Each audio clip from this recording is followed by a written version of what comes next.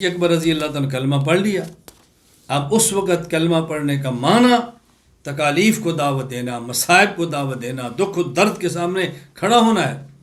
آج اسلام کا نام لینا بہت آسان ہے. یہ صدیق اکبر کی محنت ہے، صحابہ کرام کی محنت ہے، نبوت کی قربانیاں ہیں. اور اس دور میں کلمہ پڑھنا تو یوں تھا، آپ آگ کو انگاروں پہ رکھنا، انگارے کو شاید ہتھیلی پہ رکھنا سہل ہوگا اور کلمہ پڑھنا مشکل ہوگا. اس دور میں صدیق نے کلمہ پڑھا ہے اور کھل کے پڑھا ہے، اعلان کیا اپنے اسلام کا. حضرت ام المومن امی عائشہ رضی اللہ تعالیٰ عنہ فرماتی ہے، یہ حدیث ابن کثیر السیرۃ النبویہ میں لائے ہیں. عجیب ہے. کہتے ہیں جب کچھ لوگ جمع ہوئے، تقریباً یہ 38 کے قریب تھے. ابو بکر صدیق رضی اللہ تعالیٰ یعنی تقریباً 38 کے لگ بھگ لوگ کلمہ پڑھ چکے تھے، مسلمان ہو چکے تھے، اسلام قبول کر لیا تھا. اور ابو بکر صدیق رضی اللہ تعالیٰ عنہ الح ابو بکر علی رسول اللہ فی الظہور، صدیق اکبر مصر تھے اللہ کے نبی اسلام کا اظہار کر دو، خفیہ کلمہ نہ پڑھے، سب کو بتا دو، اعلانیہ کلمہ پڑھ لے. حضور نے کہا ابو بکر انا قلیل، ہم تھوڑے ہیں. فلم یزل ابو بکر یلح حتی ظہر رسول اللہ، صدیق اکبر رضی اللہ تعالیٰ عنہ مسلسل اصرار کرتے رہے ادب سے، محبت سے، عقیدت سے، حتیٰ کہ پیغمبر پاک نے پھر اعلانیہ اسلام شروع کر دیا، اعلانیہ ظاہر ہونا شروع ہو گیا. پہلے تو حضور نے تنہا اظہار کیا تھا نا، اور صحابہ کلمہ پڑھ رہے تھے چھپ چھپ کے. ابو بکر صدیق نے حضور بسم اللہ پڑھے، اب اعلانیہ جو کلمہ پڑھ رہے ہر کسی کو پتہ چلے فلاں مسلمان ہو رہے.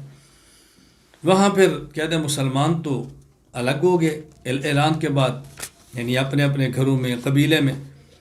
ابو بکر صدیق رضی اللہ تعالیٰ عنہ قام ابو بکر فی الناس خطیبا ورسول اللہ صلی اللہ علیہ وسلم جالسا، صدیق اکبر رضی اللہ تعالیٰ نے پھر حضور کی جب اجازت ملی تو پھر خطبہ دیا اور کھل کے اسلام کی بات کی. توجہ رکھنا، فکان اول خطیب دعا الی اللہ و الی رسول صلی اللہ علیہ وسلم، کہتے ہیں تاریخ اسلام کا یہ پہلا خطیب ہے جس نے اللہ اور اللہ کے رسول کی بات کی ہے امت میں سے. اول خطیب دعا الی اللہ و الی رسول. پھر یہ کہنا تھا سار المشرکون علی ابی بکر وعلی المسلمین.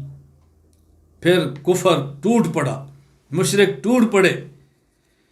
فضربوا فی نواحی المسجد، جو مسجد میں وہاں موجود تھے صحابہ کرام، مشرکین نے بہت مارا.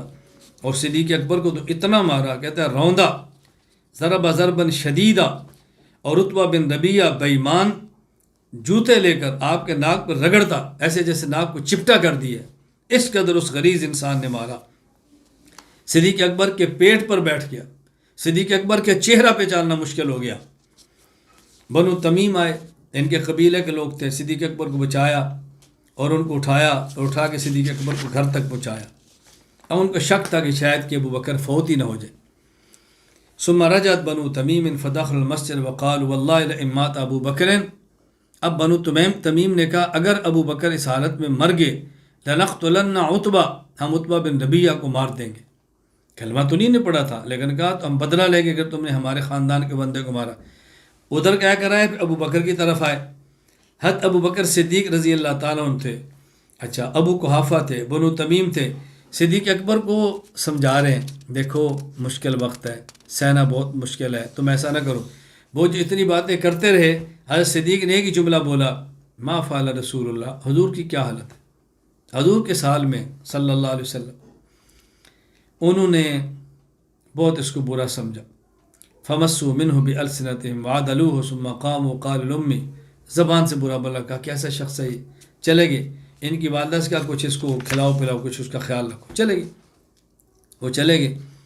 اب ان کی والدہ ہیں، صدیق اکبر ہیں. صدیق اکبر ماں سے بار بار پوچھتے ہیں ما فعل رسول اللہ، حضور کی کیا حالت ہے، اللہ کے نبی کے سال میں ہے.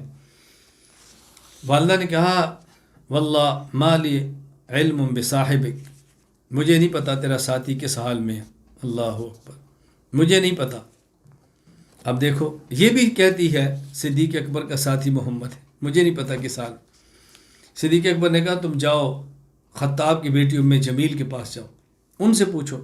یہ وہاں گئی، ان سے پوچھا تو جو ماحول بہت خوف کا تھا، انہوں نے کہا میں نہیں جانتی محمد اور تیرے بیٹے کو، میں جانتی نہیں ہوں. پھر کہ اگر کہو تو میں تمہارے ساتھ چلتی ہوں، بات ٹال دی، میں جا کے سمجھاتی ہوں. آئیں ابو بکر صدیق بعد ام جمیل، اور انہوں نے چیخ کر کہا ان لوگوں نے تجھے مارا ہے، یہ فاسق ہے، کافر ہے، بے ایمان ہے، بڑی زیادتی کی ہے، اللہ ان سے بدلہ لے گا۔ یہ ساری بات سننے کے بعد ابو بکر نے پوچھا ما فعل رسول اللہ، مجھے بتاؤ کہ حضور کا کیا حال ہے، اللہ کے نبی کس حال میں، مجھے یہ بتاؤ۔ ایک ہی بات ہے، ما فعل رسول، مجھے بتاؤ حضور کس حال میں۔ میں ایک بات کہا کرتا ہوں، اس آسمان کے سورج نے صدیق سے بڑا اس زمین پر حضور کا عاشق نہیں دیکھا رضی اللہ تعالیٰ، فنا فر رسول ہے، مجھے یہ بتاؤ حضور کا کیا حال ہے صلی اللہ علیہ وسلم۔ انہوں نے کہا تمہاری امی سن رہی ہے جو کچھ ہو رہا ہے، امی کو تمہاری کو پتہ ہے۔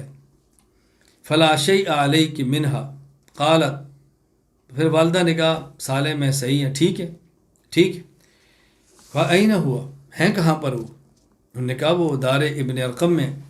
صدیق اکبر کہنے لگے فإن للہ علی اللہ اذوق طعاما ولا اشرب شرابا او آتا رسول اللہ صلی اللہ علیہ وسلم او آتی رسول اللہ صلی اللہ علیہ وسلم، میں تب تک نہ کھاؤں گا نہ پیوں گا یہاں تک کہ میں حضور صلی اللہ علیہ وسلم کی خدمت میں چلا جاؤں، حضور کو دیکھ لوں۔ ان دونوں نے اٹھایا، سہارا دیا، صدیق اکبر وہاں لے کر گئے، وہاں جانا تھا، نبی پاک صلی اللہ علیہ وسلم کے پاس پہنچے، فَأَقَبَّ عَلَيْهِ رسول اللہ فَقَبَّلَهُ، حضور صدیق کے اوپر یوں آئے اور صدیق کا بوسہ لیا، وَأَقَبَّ عَلَيْهِ الْمُسْلِمِينَ، پھر مسلمان بھی آگے، بہت رقت جاری ہو گئی۔ نبی پاک صلی اللہ علیہ وسلم کا بہت دل بہت غمزدہ ہوا ابو بکر صدیق رضی اللہ تعالیٰ عنہ کی اس حالت کو دیکھ کر۔ اس حالت کو دیکھا صدیق اکبر رضی اللہ تعالیٰ عنہ کہ اس تکلیف کو دیکھا اور رقت طاری ہو گئی، تو صدیق اکبر نے کہا یا رسول اللہ میری ماں باپ آپ پر قربان ہوں، مجھے آپ کوئی تکلیف نہیں، بس میں نے آپ کو صحیح سالم دیکھا، میری ساری تکلیفیں ختم ہو گئی۔ یہ تھے ابو بکر صدیق رضی اللہ تعالیٰ عنہ جو یوں کھلے عام اسلام کا اظہار کر رہے۔ یہاں ایک بات بڑی اچھی طرح سمجھو، یہ بات کہی جاتی ہے حضرت عمر بن خطاب رضی اللہ عنہ اس قدر دلیر تھے، عمر بن خطاب آئے تو انہوں نے فرمایا یہ نمازیں چھپ کر کیوں؟ عمر نے کلمہ پڑھا ہے نمازیں کھل کر حرم میں ہوں گی، ہم اس کو مانتے ہیں، ہم عمر کے دیوانے ہیں، حضرت عمر کی جرأت کے معتقد ہیں، لیکن یہ دیکھو ابو بکر صدیق رضی اللہ تعالیٰ عنہ کون ہے؟ صدیق اکبر کان اول خطیب داع الی اللہ و رسولی، صدیق بھی پہلے شخص ہیں جس نے کفر کے مجمع عام میں کھڑے ہو کر اللہ کی توحید اور پیغمبر کی نبوت کی بات کی ہے۔